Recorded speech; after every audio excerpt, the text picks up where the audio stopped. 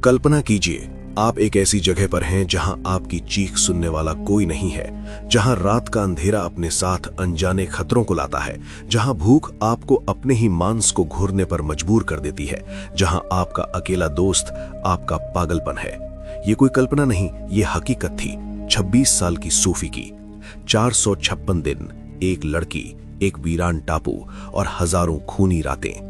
आज आप देखेंगे कि कैसे एक आम लड़की 456 दिन तक जिंदा रहकर मौत को मात दी। ये कहानी कमजोर दिल वालों के लिए नहीं है, क्योंकि ये कहानी आपको तोड़कर रख देगी।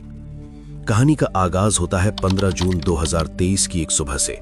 अमेरिका के चहल पहल वाले शहर सैन फ्रांसिस्को में 3 दोस्त रहते थे।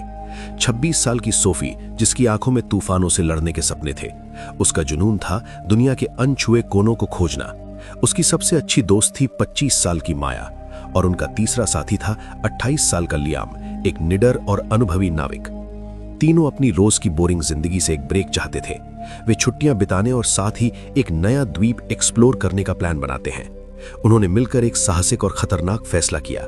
वे एक ऐसे द्वीप पर जाएंगे जहां इंसान के कदम आज तक नहीं पड़े थे। एक पुराने समुद्री नक्शे में उन्हें वो द्वीप मिला, एथिलगार्ड आइलैंड। ये प्रशांत महासागर के बीचों बीच एक छोटा सा हरा बिंदु था। उन्होंने अपनी छोटी लेकिन मजबूत जहाज दी एल्बाट्रॉस को तैयार किया। जहाज पर महीनों का राशन, पानी और हर जरूरी सामान लादा गया। उनका उत्साह 7वें आसमान पर था। वे एक नई दुनिया खोजने जा रहे थे। वे खुशी खुशी अपनी मंजिल की ओर निकल पड़े। एक ऐसा सफर जो उनकी दोस्ती और हिम्मत का सबसे बड़ा इम्तिहान लेने वाला था। 4 दिनों तक अथाह नीले समंदर पर उनका सफर जारी रहा। हर दिन सूरज उगता और समंदर के पानी को सुनहरा कर देता। उन्होंने डॉल्फिन्स को अपनी जहाज के साथ रेस लगाते देखा। चौथे दिन 19 जून की सुबह दूर क्षितिज पर उन्हें एक धुंधली सी हरी लकीर दिखाई दी। जैसे जैसे वे करीब पहुंचे, वो लकीर एक विशाल द्वीप में बदल गई। एथिलगार्ड आइलैंड उनकी कल्पना से कहीं ज्यादा भव्य और वीरान था। उसका जंगल इतना घना था कि सूरज की रोशनी भी जमीन तक न पहुंच पाए। किनारों पर नुकीली काली ज्वालामुखी चट्टानें खड़ी थीं। इन चट्टानों से लहरें टकराकर एक रहस्यमयी संगीत पैदा कर रही थीं। हवा में जंगली फूलों की मीठी और सड़ी हुई लकड़ी की अजीब सी महक घुली हुई थी। अनदेखे रंग बिरंगे पक्षियों की आवाजें जंगल से आ रही थी। ये जगह जितनी खूबसूरत थी, उतनी ही डरावनी भी लग रही थी। लियाम ने जहाज को एक शांत और सुरक्षित खाड़ी में लंगर डालकर रोक दिया। तीनों ने अपनी छोटी नाव से द्वीप पर पहला कदम रखा। उन्हें लगा जैसे वे किसी दूसरी दुनिया या किसी दूसरे युग में आ गए हों। वे इस अनछुई खूबसूरती को देखकर पूरी तरह से खो गए थे। उन्हें यह एहसास बिल्कुल नहीं था कि वे स्वर्ग नहीं, एक पिंजरे में दाखिल हुए हैं। एक ऐसा पिंजरा जहां से निकलना नामुमकिन था। अब वीडियो में आगे बढ़ने से पहले, अगर आप भी दुनिया भर की ट्रू सर्वाइवल स्टोरीज देखना पसंद करते हैं तो चैनल को सब्सक्राइब जरूर करें। द्वीप पर उनके पहले 7 दिन किसी जादुई सपने की तरह थे। हर दिन वे एक नई और हैरान कर देने वाली चीज खोजते। उन्होंने रात में चमकने वाले नीले रंग के मशरूम देखे। उन मशरूमों की रोशनी में जंगल किसी दूसरी दुनिया का लगता था। उन्हें एक बहुत पुरानी टूटी फूटी झोपड़ी मिली जो लताओं से ढकी थी। ये किसी भूली बिसरी सभ्यता का आखिरी निशान लग रहा था। वे दिन भर द्वीप को नापते और रात में आग जलाकर अपनी खोजों का जश्न मनाते। ये उनकी जिंदगी का सबसे बेहतरीन समय था। वे आजाद और खुश थे, लेकिन उनकी ये खुशी सिर्फ 7 दिनों की मेहमान थी। 26 जून की सुबह उनके लौटने का दिन आ पहुंचा। उन्होंने अपना सारा सामान वापस दी एल्बाट्रॉस पर लाद लिया। लियाम ने मुस्कुराते हुए जहाज का इंजन स्टार्ट करने के लिए चाबी घुमाई, लेकिन इंजन से सिर्फ एक खट की आवाज आई और फिर गहरी खामोशी छा गई। उसने दोबारा कोशिश की, फिर दोबारा, पर इंजन स्टार्ट नहीं हुआ। घंटों की मशक्कत के बाद भी वे उसे ठीक नहीं कर पा रहे थे। जहाज का रेडियो और कम्युनिकेशन सिस्टम भी पूरी तरह से बंद हो चुका था। अब वे दुनिया से कट चुके थे। मदद मांगने का कोई रास्ता नहीं था। वो स्वर्ग जैसा द्वीप अब एक भयानक जेल की तरह लग रहा था। उनकी आंखों में खुशी की चमक की जगह अब खौफ ने ले ली थी। उनके पास एक आखिरी उम्मीद बची थी, जहाज पर रखी एक छोटी motor boat, emergency life boat. मगर उस पर एक बड़ी समस्या लिखी थी, क्षमता सिर्फ 2 व्यक्ति। तीनों एक साथ उस पर बैठकर नहीं जा सकते थे। ये नामुमकिन था। एक लंबी, खामोश और तनावपूर्ण रात के बाद एक दिल तोड़ देने वाला फैसला हुआ। लियाम और माया उस लाइफ बोट से मदद लाने के लिए निकलेंगे। सोफी जहाज पर ही उनका इंतजार करेगी। लियाम ने नक्शे के हिसाब से बताया कि उन्हें 8 दिनों में लौट आना है। उन्होंने सोफी के लिए 10 दिनों का खाना और पानी का स्टॉक छोड़ा। साथ में एक फ्लेयर गन भी दी ताकि जरूरत पड़ने पर वो सिग्नल दे सके। 27 जून की सुबह सोफी के लिए उसकी जिंदगी की सबसे मुश्किल सुबह थी।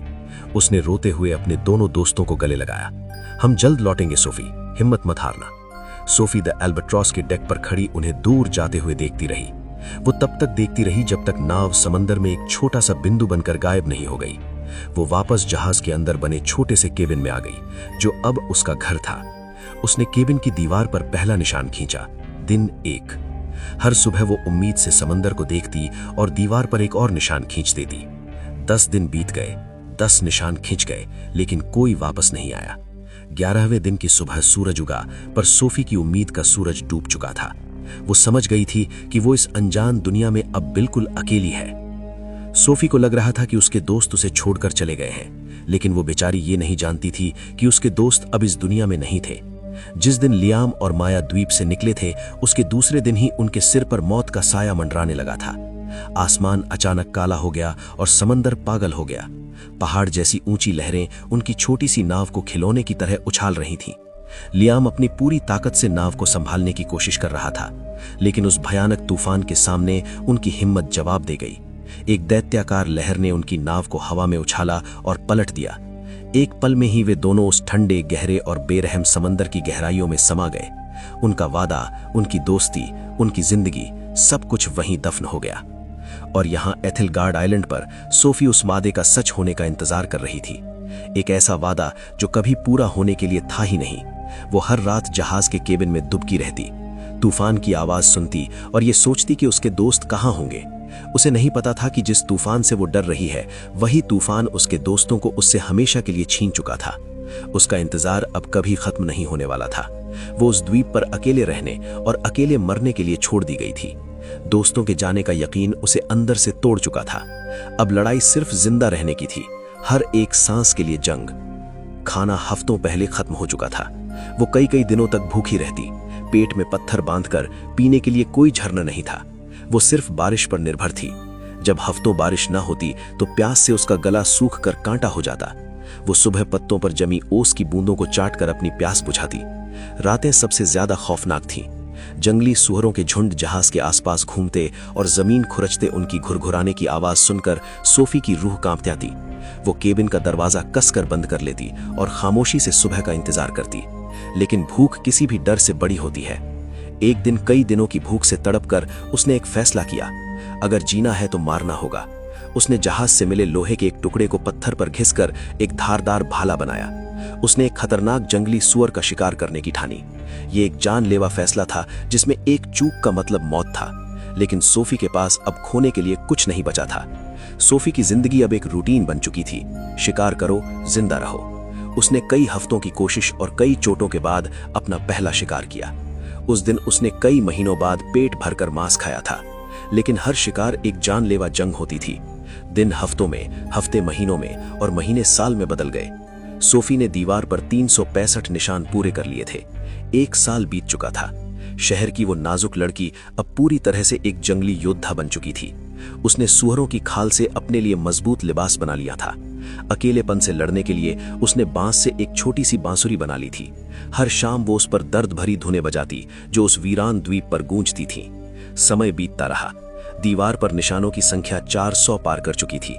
सोफी अब शारीरिक रूप और मानसिक रूप से थक चुकी थी, टूट चुकी थी। एक दोपहर वो उदास बैठी जहाज के डेक से समंदर को देख रही थी। तभी उसे दूर क्षितिज पर एक बिंदु दिखा। वो एक जहाज था। सोफी की सूखी रगों में जैसे अचानक खून की बाढ़ आ गई। वो अपनी पूरी ताकत से चिल्लाई। उसने आग जलाई, कपड़े लहराए, लेकिन सब बेकार गया। जहाज अपनी राह पर चलता रहा और आंखों से ओझल हो गया। उस दिन सोफी का दिल हमेशा के लिए टूट गया। लेकिन उसी टूटे हुए दिल से एक नई जिद ने जन्म लिया। मैं यहां सड़कर नहीं मरूंगी, मैं इस समंदर से लड़ूंगी। उसने फैसला कर लिया, वो इस द्वीप से भागेगी। लगभग 1 महीने तक सोफी ने दिन रात एक कर दिया। उसने बांस के सबसे मजबूत लट्ठों और लताओं को इकट्ठा किया। उसने अपनी पूरी ताकत और द्वीप पर सीखी हर कला का इस्तेमाल किया। उसने बांस के लट्ठों को कसकर बांधकर एक छोटा सा बेड़ा बनाया। उसने जहाज के मलबे से मिले कपड़े का एक छोटा सा पाल भी तैयार किया। उसने अपनी नाव को नाम दिया होप, यानी उम्मीद।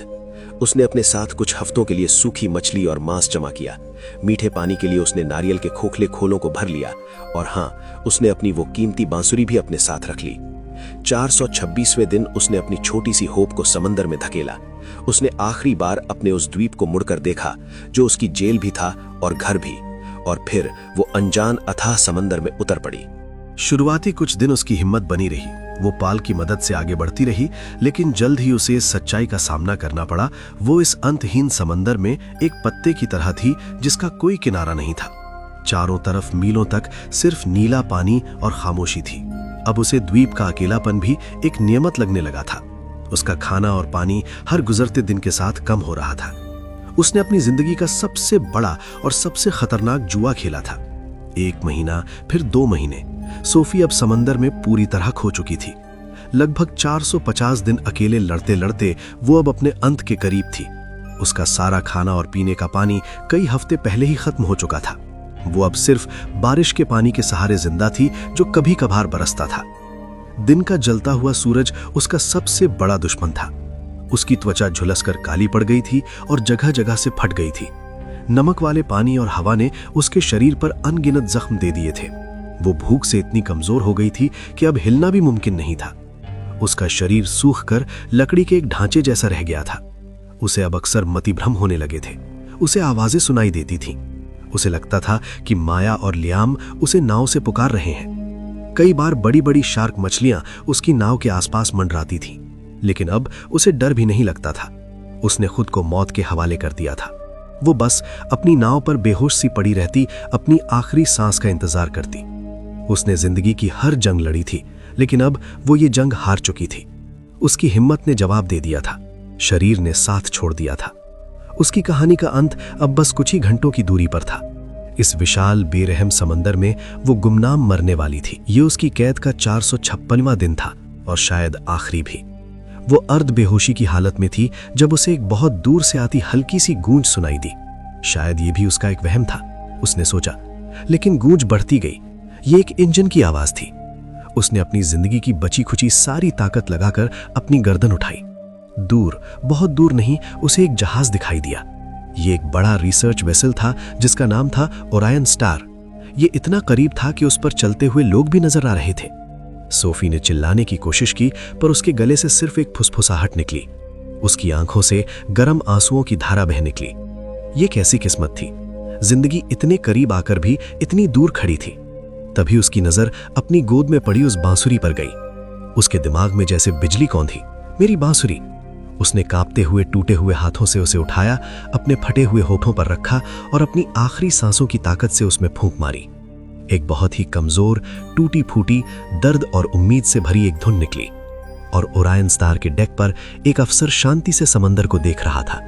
तभी उसे हवा के साथ आई वो अजीब, दर्द भरी और नामुमकिन सी धुन सुनाई दी। उसने हैरानी से अपने साथी से पूछा, तुमने वो सुना जैसे कोई रो रहा हो? उन्होंने दूरबीन से उस दिशा में देखा और उन्हें वो छोटा सा बेड़ा दिखा। पानी में कोई है। जहाज का सायरन बज उठा। जब बचाव दल उस तक पहुंचा, सोफी बेहोश हो चुकी थी, लेकिन उसकी उंगलियों ने अपनी उस बांसुरी को कसकर पकड़ रखा था। उसे एक धुन में उसे मौत के मुंह से वापस खींच लिया था। उसने अपनी हिम्मत और उस बांसुरी की धुन पर मौत को भी हरा दिया। सूफी की ये अविश्वसनीय कहानी अगर आपके दिल तक पहुंची हो तो इस वीडियो को एक लाइक जरूर दें और कमेंट्स में लिखकर बताएं कि इस कहानी के किस हिस्से ने आपके रोंगटे खड़े कर दिए। ऐसी ही और हैरान कर देने वाली कहानियों के लिए मेरे चैनल को अभी सब्सक्राइब करें। मिलते हैं अगली कहानी में। बहुत बहुत धन्यवाद।